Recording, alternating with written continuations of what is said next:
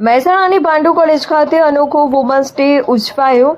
International women's day નિમિત્તે ભાંડુની engineering અને homeopathy કોલેજની દીકરીઓને સંસ્કારોના સિંચનનો અનોખો કાર્યક્રમ યોજાયો। પાસ કન્વીનર સતીશ પટેલની ઉપસ્થિતિમાં દીકરીઓને છેતરામણા, પ્રેમ લગ્નની ચુંગાલમાંથી બચાવવા દ્રષ્ટાંતો સહિત સમજાવવામાં આવી। સતીશ પટેલ દ્વારા દીકરીઓને મા બાપના મહત્વ, પરિવારના મહત્વ સાથે સાથે પોતાની ઇજ્જતના મહત્વને સમજાવવામાં આવ્યું।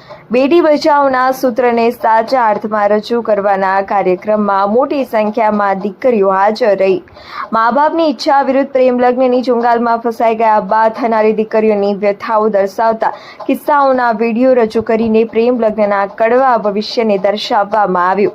છેલ્લે મા બાપની ઈચ્છા વિરુદ્ધ પ્રેમ લગ્ન નહીં કરવાના સામૂહિક સોગંદ લેવડાવવામાં આવ્યા। આશિષ પટેલ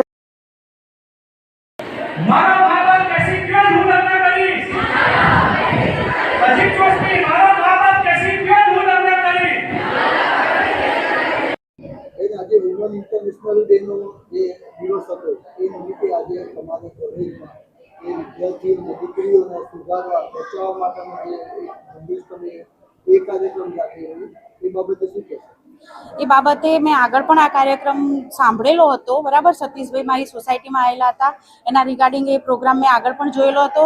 તો મને એવું જ થયું કે મારે આટલી બધી દીકરીઓ જો મારી સંસ્થામાં હોય તો મારે આ પ્રોગ્રામ અહીંયા પણ કરવો જોઈએ। ભલે 200 છોકરીઓને સામે આપણે કરીએ છીએ, એમાંથી 10 છોકરીઓ પણ જો આનો ભોગ બનતા અટકી જશે તો એ આપણા માટે સારી જ વસ્તુ છે। આજે કોલેજમાં શું કાર્યક્રમ હતો એ બાબતે શું કહેવું છે તમારું? મારું નામ દરજી ભૂમિ ત્રિભુવનભાઈ છે। હું ભાંડુ કોલેજમાં ભણું છું। આજનો વુમન્સ ડે ઉપરનો કાર્યક્રમ ખૂબ સરસ હતો। ખૂબ મહત્વનું જાણકારી મળી, એના લીધે અમને મા બાપનું મહત્વ સમજવા મળ્યું। એના બદલ thank you so much. And હવે હું મારા મા બાપ કહેશે ત્યાં જ મેરેજ કરીશ। Thank you.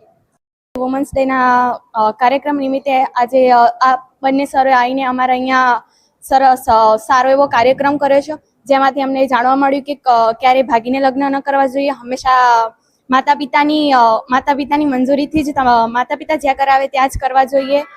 પ્લસ એમની માતા પિતાનું મહત્વ પણ ઘણું છે આપણા જીવનમાં।